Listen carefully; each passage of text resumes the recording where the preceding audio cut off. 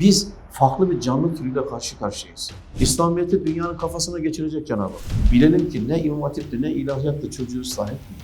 İçinizden uyanıklara söylüyorum.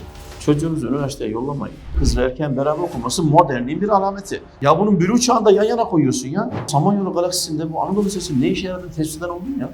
Lise bittiği çağda bu çocuk işe başlamak zorunda. 60 sene ömrüm var zaten, 30 senesi okulla geçiyor. Böyle saçmalık. Tarihte yok böyle bir şey. Hocam diyor üniversite yazalım. Hayırdır oğlum diyorum ya, bir iş bulamadın mı sen? Niye düştün bunu? Çocuk çizgi filmleri yani. Bildiğiniz 25. karede durdurup bir tespit etti ki ne gösterdiğini ben söyleyemiyorum. O zaman farklı olduğu için şefkat-i ilahiye her asırda birini gönderdiği gibi bu asırda da Risale-i Nur'u lütfetmiş. Televizyon çıktı, misafir. Alemi ben mi ıslah edeceğim? Sen ıslah edeceksin. Bu bizim için yüz karası. İslamiyet'le alakadar bir şeyleri soruyor. Ben de Hristiyanlıkla alakadar bir şeyleri söylüyorum, anlatıyorum vesaire. Bir bakıyorum el ayağı birbirine karıyor. Cevap verilmiyor. Bir kadın ve erkek karşılıklı oturup konuşuyorsa iki sahtekar konuşur. İki yalancı konuşur. Sen o çocuğu Müslüman yetiştir. Vallahi 100 tane nükleer santral yapsan bize bu kadar faydası olmaz.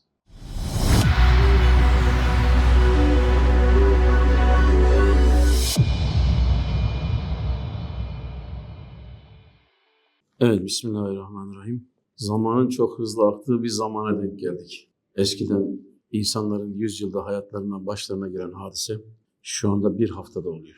Bazı konferanslarda söylemiştik, bazı videolarda da söyledik. Masada beraber yemek yediğimiz çocukla aramızda 300 sene fark var. Çocuk bizden 300 sene farklı bir zamanda yaşıyor ama aynı masada yemek yiyoruz. Çocukların dünyasında değişen hadiseleri idrak etmekte çok geç kalmış olabiliyoruz bazen.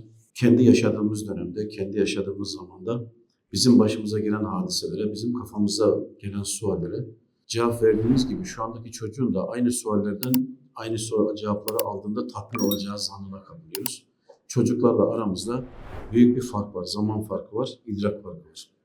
Şimdi durum böyle olduğu için eski zamanda genelde Allah'a iman umumi bir hadise. Genelde Allah'a iman konusunda bir sıkıntı yok. Herkeste genelde o iman var. Çok nadiren belki milyonda bir inanmayan birisi bulunabiliyor. Genelde iman noktasında herhangi bir sıkıntı yok. O dönemde gelen, eğer böyle tarihçilere falan bakarsanız, o dönemde gelen büyük zatların Allah'a imanı ihtar ettiklerinde, ahirete imanı ihtar ettiklerinde, güzel manalı sözler söylediklerinde insanların bir anda düzeldiklerine bakıyorsunuz. O dönemde şöyle bir takip edin, bir bakın. O dönemde büyük zatlar, şeyhler, büyük alimler vesaire kendisini dinlemeye gelen insanlara çok kıymetli birkaç cümle söylediği zaman bakıyorsunuz adam ondan büyük bir alıcılıkla, ondan acayip derecede hayatını aksettirip ondan istikamete gelebiliyor. Fakat zaman çok değişti. Artık insanlara büyük alimdir diye itimat etmek dönemi geçti. Bu çok büyük bir zattır, bunu dinleyelim zamanı geçti. Bizim masamızda bizimle beraber yemek yiyen çocuğun itikat noktasında sıkıntısı olduğu gibi kanaat etme noktasında da sıkıntısı var. Bir şeyi doğru olduğunu kabul etme noktasında da, onu içselleştirme noktasında da büyük bir sıkıntısı var. Yani biz aynı zamanda yaşamıyoruz. Bundan dolayı her asırda ümmeti muhafaza etmek için Cenab-ı Hak birilerini gönderdiği gibi, vaktiyle Geylani Hazretlerini gönderdiği gibi, Şah-ı Nakşibendi gönderdiği gibi, İmam-ı Rabbani Hazretlerini gönderdiği gibi, Mevlana Halid-i Bağdadi Hazretlerini gönderdiği gibi, bu asırda da Cenab-ı Hak yine birisini ümmeti Muhammed'e lütfedip göndermiş. Peki ne farkı var? Yani biraz önce Risale'yle alakadar birkaç cümle geçti orada. Peki ne farkı var acaba? Bir insanın tedavi olabilmesi için ilk şart hastalığının teşhis edilmesidir. Nasıl ki gideceği limanı bilmeyen kimseye hiçbir rüzgarın faydası olmaz, hastalığını bilmeyen kimseye hiçbir ilaç fayda etmez. Öncelikle bilinmesi gereken hastalığının ne olduğudur. İlk önemli şey hastalığın teşhisidir. İnsanları şimdi görüyorsunuz, bütün milletin televizyonlarda da görüyorsunuz, YouTube'da vesaire görüyorsunuz. Birçok böyle ortada mürşit lakabıyla çıkmış olan, mürşit derken o mürşit anlamında söylemiyorum. Yani insanların hastalıklarını teşhis ettiğini, bu zamana göre tedaviler vesaireler bulduğunu söyleyen insanları görüyoruz zaten, sürekli olarak görüyoruz. Söylediği şeylere bir bakıyorsunuz, söylediği şeyler bundan 150-200 sene önceki insanlar için söylenecek olan cümleleri tekrar ediyor. Şu andaki çocuklara ulaşmıyor o. Şu andaki insanlara ulaşmıyor. Şu andaki insanlarda olması gereken değişiklik bir türlü gerçekleşmiyor. Ve insanlar o zaman böyle şey yapıyorlar. Yani niye acaba biz de anlatıyoruz, biz de normal insanlarla sohbet ediyoruz. Bütün bilgimizi, İslamiyet'le alakalı bilgimizi anlatıyoruz. Ama neden insanlarda değişiklik olmuyor? Herkesin aklına geliyor tabii. Bizim en büyük sıkıntımız şu anda beraber yaşadığımız insanlar da dahil olmak üzere. Hatta alim ulema kısmı da dahil olmak üzere şu anda en büyük sıkıntımız hastalığı teşhis noktasında sıkıntımız var. Çocuğun hastalığını teşhis edemediğimiz için söylediğimiz sözler tesir etmiyor. İnsanların hastalığını teşhis edemediğimiz için yaptığımız şeyler, yaptığımız uygulamalar, icraatlar vesaire bir sürü tesir etmiyor. Ve şu anda görüyorsunuz, hatta mesela kıyametin yaklaştığına en büyük alamet ya da alametlerin en büyüklerinden bir tanesi anne babanın durumudur. Nasıl? Anne baba kıyamet yaklaştıkça çocuklarla arasındaki mesafe açılacaktır. Hatta huzur evine bırakmalar çoğaldı. Farkındasınız değil mi? Anne babaların huzur evine bırakılması için bu kıyametin yaklaştığı anlamına gelir. Huzur evine bırakılan anne ve baba sayısı kadardır kıyametin yaklaşması. Ne kadar bırakılıyorsa çok ilginçtir. Çocuğun bütün ihtiyaçlarına zevk ve lezzetle koşan anne babayı tutup herhangi bir şekilde yanına uğramayacak şekilde bir huzur evinin köşesine atıp bir daha uğramayan insanlar türedi şu anda. Hadi Avrupa'da türeyebilir, olabilir orada. Onlar da normaldir yani. Ama Müslümanların arasında anne babasını atıp da unutan insanların var olması gösteriyor ki bir kere öncelikle insanların yetişmesinde ve yaşadığı asırı idrak etmekte büyük bir sıkıntımız olmuş. Tam olarak teşhis edememişiz hastalığı. Şimdi elbette ki tahribat çok kolaydır. Yani hepimizin bildiği bir hadise, öyle değil mi? Tahribat son derece kolay. Bu binayı ben bir günde yıkarım ama 100 günde tamir edemem. Belki yüzlerce günde de tamir edemem. Yıkmak son derece kolaydır. Ama iş tamire gelince elin çok kısa oluyor. Bunun daha dehşetlisi iman noktasında oluyor. Çocuklardaki tahribatı benim bizzat şahit olduğum için, ki mutlaka herkes şahit olmuştur.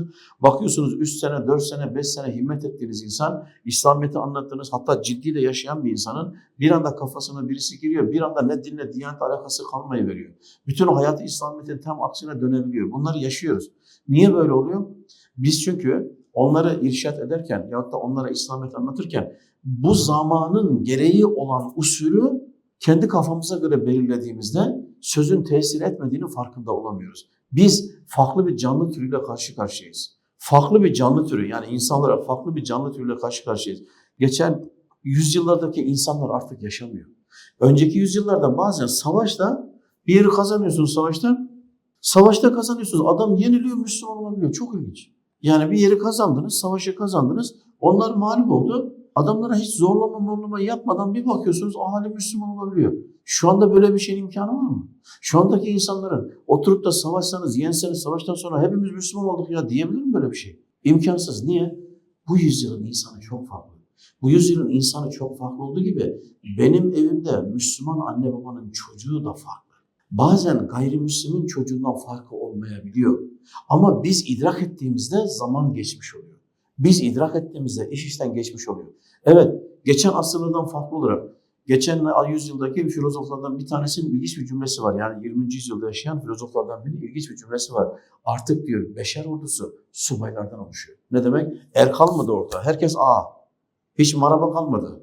Herkes ağa. Yani kimse ikinci sınıf olmaya razı değil. Kimse hizmetkar olmaya razı değil. Herkes kendisine hizmet etsin istiyor insan. Böyle bir yüzyılda bu tip insanlarla şu anda beraberiz. Bu şekilde beraber nefes aldığımız insanların hepsi ağa şu anda. Dolayısıyla bir şeyi doğru bilse de yapmayan, bir şeyin doğru bilse de yapmayan ve doğruyu anlamakta da geçen yüzyıllara göre çok sıkıntı çeken bir nesille karşı karşıyayız. Ve nasıl ki üstad gibi birisi çıkıp 28 sene zindanda kalıp onun mücadelesini vermiş, farkında değiliz. Aynı sıkıntı bizim başımıza da geldi şu anda. Geldi ya da geliyor. Niye? Çünkü biz de şu anda kendi çocuğumuzdan başlayarak, komşumuzdan başlayarak, iş yerindeki arkadaşımızdan başlayarak ciddi olarak dünyada tek Müslüman ben kaldım deyip bunun telaşıyla İslamiyet'i anlatmaksak durum vahim. Nitekim böyle olacaktır. Evet, müjdelenmiş, rivayetlerde müjdelenmiş. Önümüzdeki günlere bu tembellik vermese, sadece bir hakikati söylüyorum. Önümüzdeki günlere ne zaman başlar bilemeyiz. İslamiyet'i dünyanın kafasına geçirecek Cenab-ı Hak. Önümüzdeki günlere, belki Filistin hadisesidir bunu sebep, belki başka bir şey bilemem ama önümüzdeki günlere Cenab-ı Hak İslamiyet'i dünyanın kafasına çakacaktır. Ve bir süre İslamiyet hakim olduktan sonra savaşlar biteceği için para biliyorsunuz şu anda en çok savunmaya gider. Askeri harcamalara gidiyor şu anda. Devlet bütçelerinin çoğu askeri harcamalara gider. Bu savaşları falan bitireceği için bu para eğlenceye, sefate gidecektir. Ve dünyaya hakim olan İslamiyet'in akabinde dinsizlikten kıyamet kopacaktır. Çok ilginç. Bakın rivayetlere. İslamiyet'in dünyaya hakim olduğunu söylüyor, alacağını söylüyor.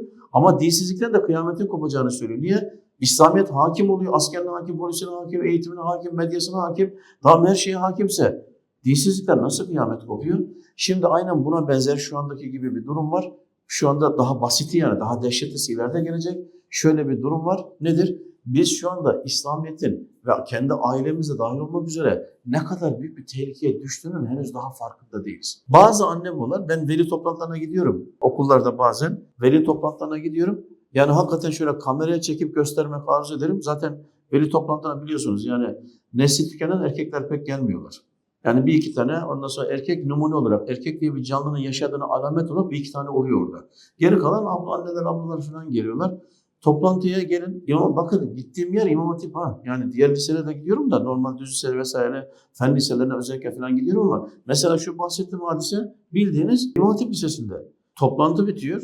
Hanım ablalar kimse ayrılmıyor oradan. Ağlayanı mı dersin? Yani nefes alamıyor şeyden, hıçkırığından vesaire. Niye? Çünkü İmam Hatip'e gönderdiği çocuğu, namazını, niyazını öğrensin, İslam'ı öğrensin diye gönderdiği çocuğunun İslamiyet'le hiçbir bağı kalmamış. Diyor ki ben buraya gönderdim bu çocuğu, daha ne yapayım yani? Evet, bilelim ki ne İmam Hatip'ti ne ilahiyattı çocuğu ıslah etmiyor.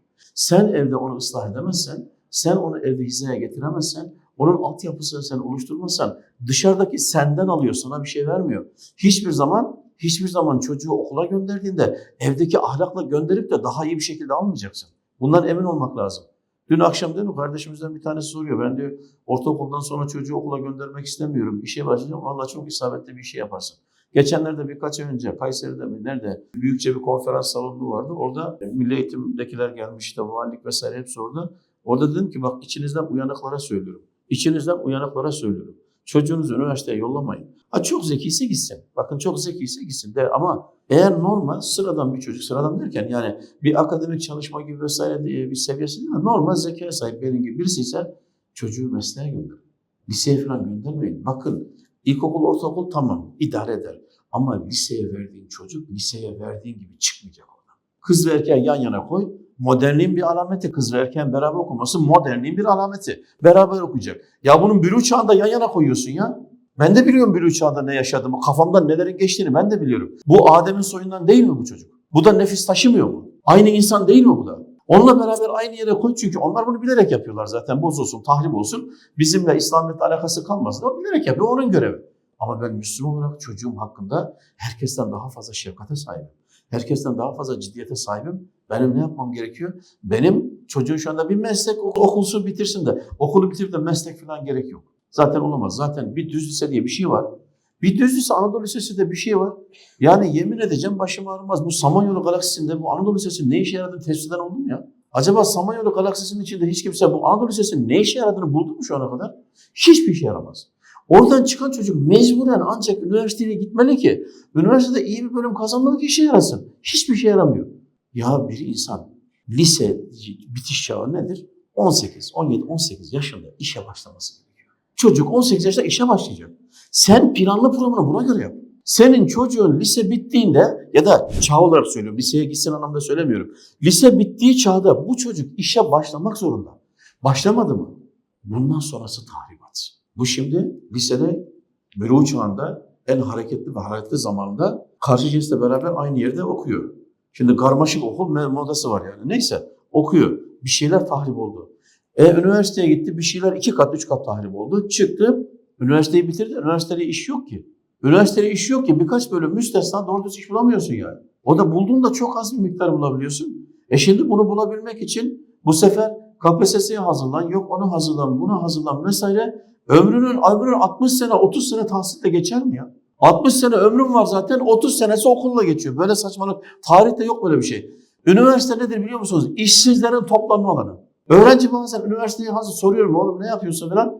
Hocam diyor üniversiteye hazırlanırım. Hayırdır oğlum diyorum ya bir iş bulamadın mı sen? Niye düştün bu duruma? Üniversiteye gitmek gibi bir hazırlık konumuna niye düşürdün kendini? İşe gir, üniversiteden daha akıllı ol. Çünkü o üniversiteyi bitirip de memuriyet düşürdü vesaire o zamana geldiğinde sen ustalık seviyesine gelmiş olursun. Onun alacağı şu anda en iyi ihtimalle alacağı 60 bin lira maaşın 3-5 katını alacaksın zaten. Ama bizim için şu anda benim bahsettiğim mesele bu maaştan ziyade şunu unutmayalım. Okullar senin aileden verdiğin ahlakı yükseltmez. Ondan tüketir. Ve sen çocuğu veriyorsun daha eksik bir şekilde geri alıyorsun. Bunun yani Müslüman olsun ya da olmasın. İster ondan sonra sefi olsun ne olursa olsun. Öyle anne babalar tanıyorum. Ben özel okulda çalışırken anne babaların öylesine açık saçık ya inanamazsınız yani. Fakat Diyor ki ya hocam ben çocuk tamam ben kendim böyleyim ama diyor çocuğumu ziyan edemem ben. Ya nasıl yaparsak edelim ben bu çocuğumu insan gibi, Müslüman gibi yetiştirmek istiyorum. Kendisinde yok aslında ama şefkati bırakmıyor çocuğu. Şefkati bırakmıyor. Mutlaka hocam bunu düzeltmemiz lazım. Ne yapmam gerekiyorsa söyle yapayım. Şimdi bizim bu konuda bakın başkasına İslamiyet'i anlatmak tabii ki vazifemiz. Tabii ki vazifemiz. Anlatacağız. Elimizden geldiği kadar bunu ihmal etmeyeceğiz. Asıl vazifemizin İslamiyet'i anlatmak olduğunu, yaşamak ve anlatmak olduğunu bileceğiz. Fakat unutmayalım bunu. Şu anda mesela çok böyle bir hata var. Geçenlerde işte birkaç büyük cemaatin büyük abisiyle, en büyüğüyle birkaç cemaatin böyle konuşurken bazen birkaç yerde de özel gösteren basa basa o kardeşimizin abimize söylediğini söyledim. Hocam diyor ya oraya koşturuyoruz, buraya koşturuyoruz, yurt dışında koşturuyorlar. Öyle çok şeyler var ki, faaliyetleri var ki yurt dışında hemen hemen her ülkede faaliyetleri var. Hocam diyor koşturuyoruz oraya. Sonra geriye bir dönüp bakıyorum arkada kimse yok. Sen cihat ediyorsun sınırlarda tabiri caizse, sen hudutlarda cihat ediyorsun tabiri caizse, dünyanın her tarafına hizmet için koşturuyorsun, geriye bir dönüyorsun bakıyorsun ki evdeki çocuk seninle aynı fikirde değil. Ben ne yapacağım şimdi? Arkadan gelen kimse, benim evimde, benim soframda beraber okuduğum kimse, beraber yaşadığım kimse, beraber yemek yediğim kimse, bir bakıyorum dünyanın her tarafına koştururken evdekine benim çağrım ulaşmamış. Dünyanın her yerine ulaşmış, evdeki çocuğa ulaşmamış çağrım. O yüzden özellikle annelerin dikkat etmesi gerekiyor ki, annelerin biliyorsunuz hariçte tebliğ diye bir vazifesi yoktur. O erken vazifesidir. Annenin öncelikli vazifesi çocuğuna İslam'ı tebliğ etmektir. Sen öncelikle çocuğunu Müslüman yetiştirmek zorundasın. Cenab-ı Hak seni başka insanlara anlatmakla seni vazifeli kılmamış. Ama erkeğe vazifeli kılmış. Erkek anlatmak zorunda. Erkeğin sırtındaki yük 2 kattır. Hem evde anlatacak hem dışarıda. Ama kadının sırtında evdeki çocuğu. Sen o çocuğu Müslüman yetiştir. Vallahi 100 tane nükleer santral yapsan bize bu kadar faydası olmaz. Senden nükleer santral istemiyoruz. Senden uçak fabrikaları da istemiyoruz. Senden uzay gemileri de istemiyoruz. Sen çocuğu Müslüman yetiştir. Sen çocuğu Müslüman yetiştir. Dünyadaki en zor iş şu anda, özellikle bu yüzyılda artık öyle oldu. Şu anda dünyadaki en zor iş evindeki çocuğu Müslüman yetiştirmek. Çünkü çocuğun kontrolü bizden çıktı, telefonlara geçti. Çocukların kontrolü bizden çıktı, telefonlara geçti. Bir de öylesine subliminal mesajlar var ki, bizim daha önce ortaklık yaptığımız bir arkadaş tespit etti. Hatta o zaman TRT'ye de bildirmişti. Bu 25. kare diye bir şey var, biliyor musunuz bilmiyorum. 25. kare, normal yurt dışından getirilen dizilerde, çizgi filmlerde, çocuk çizgi filmleri yani bildiğiniz 25. kareleri durdurup bir tespit etti ki ne gösterdiğine inanamazsınız. 25. karenin içinden ne gösterdiğini ben söyleyemiyorum bakın. Bunları tespit etti, bildirdi. Adam yurt dışından gönderiyor çünkü 24 karedir biliyorsunuz. Normal resimde 24 kare olarak geçer. Bir tane daha koyuyor. Saniye başına bir kare daha koyuyor. O mesaj ruhun arka tarafına, kafaya, oraya çakılıyor. Senin haberi yok. Çocuk da alıyor, çocuğun da haberi yok. Çocuk büyümeye başlıyor. Kafasının arka planda bir şablon oturmuş oluyor. Haberi yok. Sonra bir bakıyorsun çocuk farkında olmadan yönleniyor. Böyle sinema salonlarında bu 25. kareyi mesela mısır patlağı koyuyorlar. Peşine içecek koyuyorlar. Şunu bunu koyuyorlar. 25. kare. Göz görmüyor ama nasıl bir şeyse beyin görüyor arkadaş. Anlaşılmaz bir şey. İnsanda acayip bir yapı var. Sonra aradan hurra böyle bir boşluk olduğunda millet koşuyor hemen içecek almaya bilmem. İnsanı bak sevk ediyor. Bunu çocuklara da tatbik ediyorlar. Çizgi filmlerin içinde tatbik ediyorlar. Böyle basit basit şeyin içinde ve çocuk anne babanın kontrolünden çıkıyor. Sonra büyüyor. Bakıyorsun ya çocukken hiçbir sıkıntı yok. Çocuk aşkla namaz kılıyor, şevkle namaz kılıyor, dört dörtlük hiçbir şey yok. Tamam ya bizim çocuk ne güzel oldu. Bak rayına girdi, ne kadar uğraştım, neticesini aldım ama bak gördün mü ben ne kadar ciddi oluyordum. Bir bakıyorsun çocuk bir anda değişiyor. Niye? Kafasındaki şablon devreye giriyor. Çocukken almış. Tahribat dehşetli. Tahribat dehşetli. Bizim aklımıza, hayalimize gelmedik şeyler çocuğun telefondan onun kafasına ne sokulduğunu bilmiyoruz. Okula gidiyor, arkadaşlarının onun kafasına ne soktuğunu bilmiyoruz. Hatta öğretmenin onun kafasına ne soktuğunu bilmiyoruz. Okuduğu kitapta kafasına ne girdiğini bilmiyoruz. Ve biz beraber oturup yemek yediğimiz çocuğun bütün dünyasının bizimle o beraber olduğu ortamdan ibaret olduğu zannına kapılıyoruz. Sonra çocuk biraz büyüyünce bir bakıyoruz ki bu bizim çocuk değil. Evet doğru, bizim çocuk değil artık. Şu anda hemen hemen aynı sıkıntıya düşmüş o kadar çok insan var ki yani hakikaten veli toplantılarına bir gidin görürsünüz orada. Ne yapacağını şaşırmışlar yani. Ne yapacağını şaşırmışlar. İşte bu zaman farklı. Bu zaman farklı olduğu için şefkat-i ilahiye her asırda birini gönderdiği gibi bu asırda da Risale-i Nur'u lütfetmiş, ilham etmiş, lütfetmiş. İçinde bu asırda bizim kafamızda iman noktasında bir fıkıh yoktur Risale-i Nur'da. Fıkıh meselesi yoktur. Tutup da bir tarih meselesi yoktur. Bunları anlatmaz. Derdi o değil. Ama iman meselesinde akla gelebilecek her suali bürhan cinsinden akli ve mantıklı olarak izah ve ispat edecek şekilde ilaçları Kur'an'dan çıkartmış sunmuş. Bizim o konuda ciddiyet göstermemiz gerekiyor ve özellikle annelere hitaben hemen hemen her toplantıda söylüyorum. Şu ana kadar hiç ihmal etmedim. Her toplantıda söylüyorum. Annelerin dikkat etmesi lazım. Bu meselede ciddiyet göstermeleri lazım. Çocuğun ıslahı için mutlaka ona samimi arkadaş bulmak gerekiyor. Bir başka Müslümanın çocuğuyla arkadaş yapıp sanki kendi çocuğun gibi kabul edip kendi çocuğuna nasıl davranıyorsan onu da öyle davranıp o çocuğun seni özlemesini sağlaman gerekiyor. Seni, Ayşe teyzesini, seni özleyeceksen o geldiğinde hemen onun sevdiği yemekleri yapacaksın. Beraber seni namaz kılarken görsün. Mübarek gecelerde bir hediye al. Camiye götür, çıkışta lokantaya götür, çıkışta dondurma sor. Seni özlesin. Aynen o çocuğun anne babası da aynı şekilde senin çocuğuna yapacak ki de karşılıklı anlaşmak gerekiyor. Niye? Çünkü çocuklar 13-14 yaşına kadar senindir. 13-14 yaşından sonra bilin ki bu çocuk senin olmayacak. O zamana kadar ne yaptın, ne ettin? O günden sonra o çocuk arkadaş kontrolüne gireceği için arkadaş kontrolüne girdiğinde o arkadaşın da senin yetiştirdiğin arkadaş olmasına dikkat etmek gerekiyor. Yoksa hiç ummadık birinin kontrolüne girer ki acı tecrübelerle söylüyor. Sonra bir bakıyorsunuz ya ne oldu bu çocuğa diyorsunuz melek gibi bu çocuk. Evet bu zaman farklı bir zaman. Bu yüzyıl farklı bir yüzyıl. Cenab-ı Hak lütfetmiş iman ve İslamiyet noktasında, iman noktasında ne kadar problem varsa her birinin cevapları Risale'de koymuş. Bizim ciddi olarak onu okumamız gerekiyor, anlamamız gerekiyor. Anlayan kimselerle teşviki mesaimizin olması gerekiyor. Mutlaka ailecek, bakın eski bu televizyon çıktı. Ben televizyonun ilk yaygınlaştığı dönemi 70'li yılları çok iyi hatırlıyorum. Elektriğin yeni geldiği dönemler bizim köye düşün. 70 yılların başlarında geldi elektrik. Ondan önce elektrik yoktu. Gaz lambası şu üçgen gaz lambaları var bilmiyorum biliyor musunuz? Onu yakıyordu yani. Yakıyorduk. Ondan sonra bu elektrik yavaş yavaş köyde oturduğumuzda bir tane lamba var. Tek bir lamba. Sokaktaki elektrik ahşaptan o telgraf direğine takılmış bir tane lamba var. Lamba var elektrik. Herkes onun altına toplanıyordu.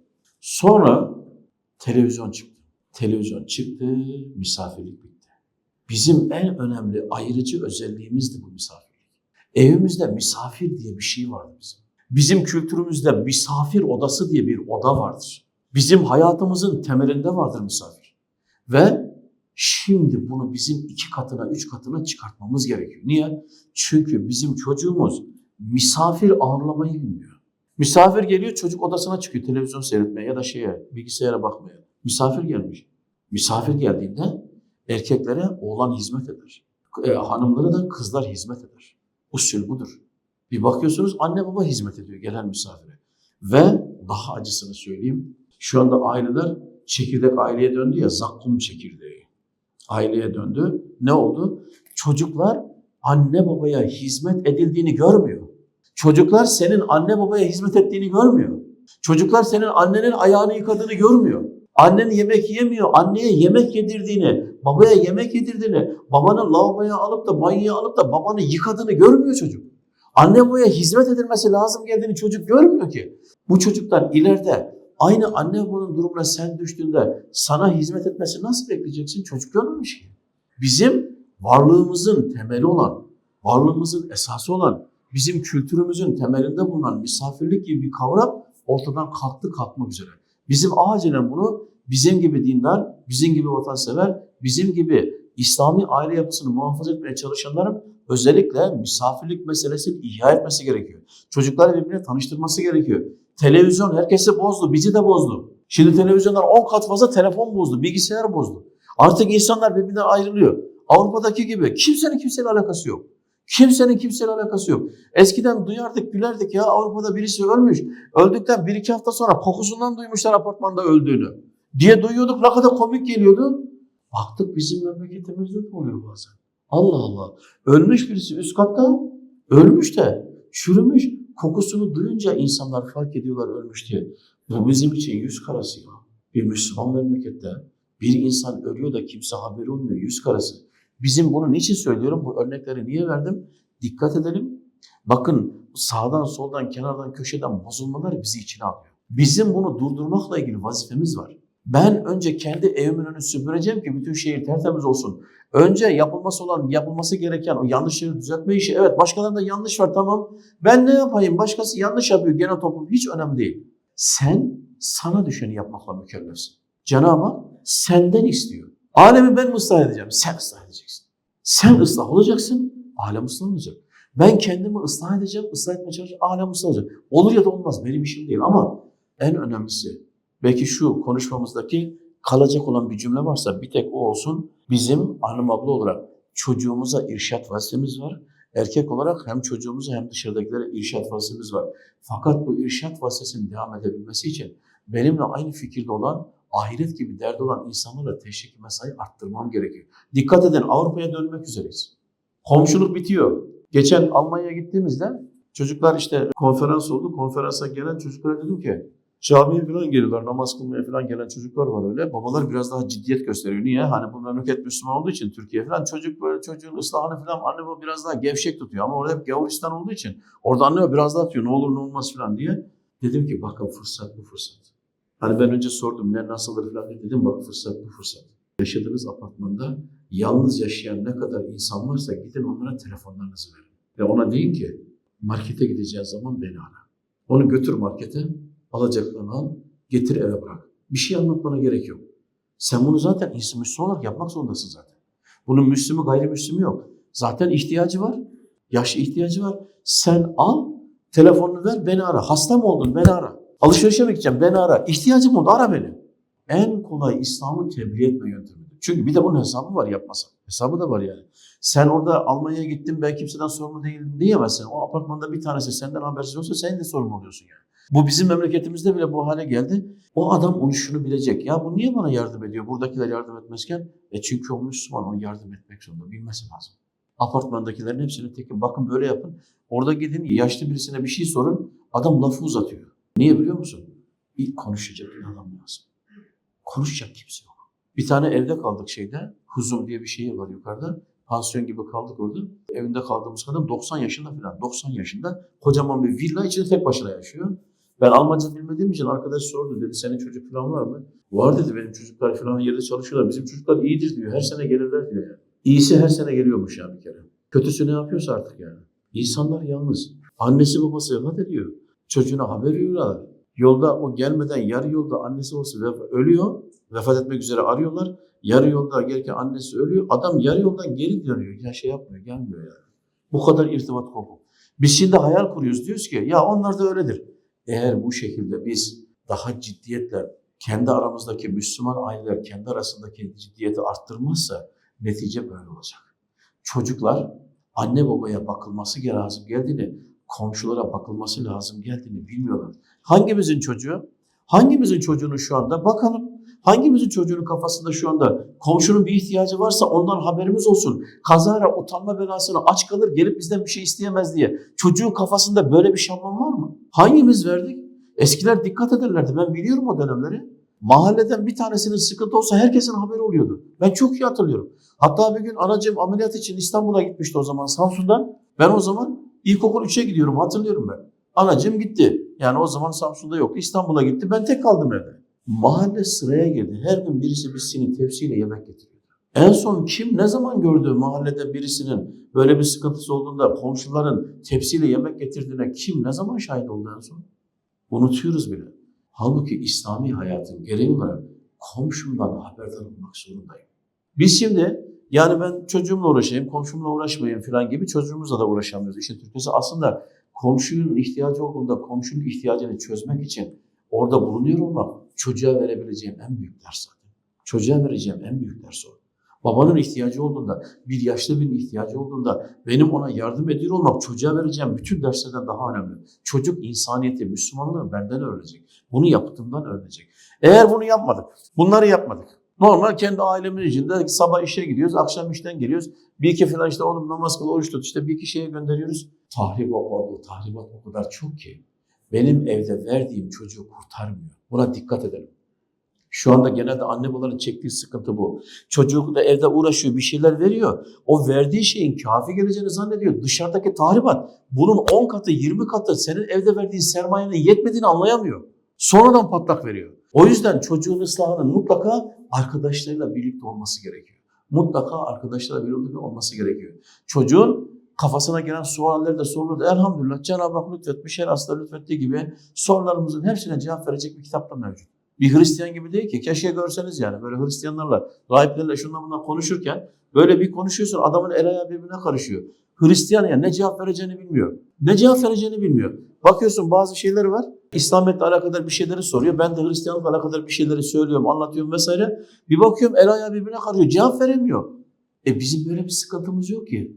Bizim cevap verememek diye bir durumumuz yok ki. Elhamdülillah bizim cevap veremediğimiz bir soru yok. Ya bilmiyoruz sadece. Bilmediğimizden veremiyor olabiliriz ama Hristiyanlıkta bilsen de cevabı yok zaten. Bakın her soruya cevap verebilirken, iman noktasında hiçbir derdimiz yokken, bizim böyle bir sermayemiz varken, öyleyse bir şeyi ortamında öğretmek gerekiyor. Bunun üzerine bakın 4-5 kere söyledim tekrar. Çünkü genelde maalesef bu kısma ikna etmek, anlamak çok zor oluyor. Çocukların yetiştirilmesi ortamla olur. Çocuğu tek başına evin içinde küvezde yetiştirsen dışarı çıkınca mikrop kapıyor. Çocuğu evin içinde küvezde yetiştirsen kendin üzerine abanıyorsun çocuğun işte şöyle namazlı olsun, oruçlu olsun, şöyle dinden olsun diye ama evden çıkarttığın ancak mikrop hücum ediyor. Çocuğun ona karşı bağışıklığı yok. Bunun olması için o çocuğun mutlaka dışarıda başı sıkıştığında gidebileceği bir abisinin ya da ablasının olması gerekiyor. Buna dikkat edin. Bizim öğretmen arkadaşlara böyle toplantıda özellikle söylüyorum. Öğrenciler sizin yanınıza gelirken rahat gelsin. Senin yanına canı sıkıldığında öğrencinin canı sıkkın ne yapsam ya ben bir Ali hocama bir gitsem. Ali hocama gitmem lazım diye sen onun aklına gelmek zorundasın. Bir derdi olduğunda hatırına sen gelmelisin. Bir mesele olduğunda seni hatırlamalı çocuk. Sana rahat ulaşabilmeli. Ve senin ona değer verdiğini hissetmeli. Değer verdiğini. Unutmayalım. İnsan değer verildiği yere aittir. İnsan nerede değer görüyorsa oraya aittir. O yüzden bizim öğretmensek yanımıza gelen çocuk, komşuysak komşumuzun çocuğu bizim yanımıza geldiğinde bizden aldığı dersin karşılığında canı sıkıldığında biz hatıra gelmemiz gerekiyor. Bunları yapmazsak, ya biz kendi ailemiz içinde çocuğumuza İslamiyet'i anlatalım yeter dersek, bu çocuk çevre ıslah edilmediği için bu çocuk buradan çıktığında, küvezin içinden çıktığında geri nasıl döneceği belli değil. Nitekim bu hataya düştüğü için herkes sonuçlar korkunç. Bir psikolog kardeşimiz var. Çoğunlukla mazbut aileleriyle alakadar olur. Onun anlattığı şeyler var ki ben anlatamam şu an. Çünkü anne baba çocuğun evdeki durumuna bakarak çocuğun karakterini hesap ediyor. Ha, bu evdeki nasıl davranıyorsa çocuk böyledir zannediyor. Dışarıda nasıl tahrip olmuş haberi yok. Çocuk biraz özgürlüğünü ele geçirince, biraz anne babaya olan ihtiyacı azalınca birden o gizlenmiş olan, bozulmuş olan karakter birdenbire ortaya çıkıveriyor. Anne de böyle bakıyor ne oldu bu çocuğa diye. Büyü mü yaptılar, sihir mi yaptılar der gibi böyle. Çocuk bir bakıyor ki artık onun çocuğu değil. O yüzden bizim mutlaka bir insanı düzeltiyorsak kendi çocuğumuzu arkadaşlarıyla birlikte düzeltmek gerekiyor. İnsan çevresiyle birlikte insan olur. Bir insan kimdir? Yakın arkadaş çevresine bakın kimse olur. O yüzden hatta evlenme durumunda olanlara özellikle üstüne basa basa söylüyorum. Biliyorsunuz 2 türlü evlenme modeli var. 2 tane. Ne onlar? Bir tanesi görücü usulü var. Evlenme modeli. Bir de ne var? Bir de kör usulü var. Bir görücü usulü bir de kör usulü. Görücü usulü nasıl? Onun hakkında birileri kefil olur. Bu iyidir, şeydir vesaire. Öbürüne de 2 taraf kefil olur. Ahlaken herhangi bir sıkıntısının olmadığına, evlenebilecek bir yapıda olduğuna kefil olduktan sonra sen de gider bakarsın ısınıp ısınmadan. Çünkü iyi olabilir ama ısınmayabilirsin yani. Çünkü insan farklı. En son yani senin görüşme durumuna gelmenden önce ahlakla alakadar her şeyin netleşmiş olması gerekiyor. Buna görücü usulü denir. Bir de kör usulü var. Karşılıklı oturup konuşup onu tanıyacağını zannedip onunla o konuşmanın neticesinde evlenmeye karar vermek demek olan kör usulü var. Siz dünyada karşılıklı konuşarak tanınan birini gördünüz mü hiç? Ben biriyle karşılıklı oturacağım. O kimse benim konuşmamdan beni tanıyacak öyle mi? Tanı bakayım beni. Ben bir kızla karşılıklı oturacağım ve onunla konuşacağım da onunla yani evlenmeye uygun halde olduğumuzu o konuşmadan anlayacağız öyle mi? Öyle bir yaparım ki dünyada en ideal benim ya dedirtirim ona. O da bana dedirttirdiği gibi. Buna kör usulü denir. Bir kadın ve erkek karşılıklı oturup konuşuyorsa 2 sahtekar konuşur. 2 yalancı konuşur. 2 riyakar konuşur. Bununla kurulan evliliğin neticesine bakın. Bakın, isterseniz araştırın. Hangi evliliklerin uzun, hangi evliliklerin kısa, hangisinin hemen yıkıldığını, hangisinin yıkılmadığına bakın. Bir şey sonucundan anlaşılır. Ya bu çok iyi, bu çok kötü. Ben onu bilmem. Ben sonucuna bakarım. Sonucuna baktığımda uzun evlilik hangisinde oluyor, kısa evlilik hangisinde oluyor bakarım. Oradan anlarım meseleyi. Ağacın kalitesi meyvesinden anlaşılır. Bilmem ki bu ağaç iyiymiş. Ben anlatmam, anlamı bir şey ifade etmiyor. Ben meyvasına bakarım. İnsan çevresinden ibarettir. Bir insanı tanımak için en yakın çevresini tanımak olur. Özellikle Müslümanların hayatını birleştirip devam ettireceği kimseyi karşılıklı konuşarak tanıma hatasına düşmez. Bil ki karşılıklı konuştuğunda iki sahtekar konuşur. O yüzden insan çevresinden, onu tanıyanlardan, ailesini tanıyanlardan, komşu olarak tanıyanlardan vesaire, iş yerinden tanıyanlardan vesaire o insanlardan karakteri öğrenilir. Ondan sonra ona göre karar verilir. Yoksa bir insanla karşılıklı oturup konuşacaksın ve anlaşacaksın. Evet, bu bizim hayatımız değil. Cenab-ı Hak bize akıl fikir versin. Bu video hoşuna gittiyse ve eğer hala MyRahle'ye abone değilsen, abone ol butonuna basmayı unutma. Ayrıca bu videoyu beğenip, yorum ve paylaşım yaparak bu çalışmaya ortak olabilirsin. Unutma, hayra vesile olan, hayrı yapan gibidir.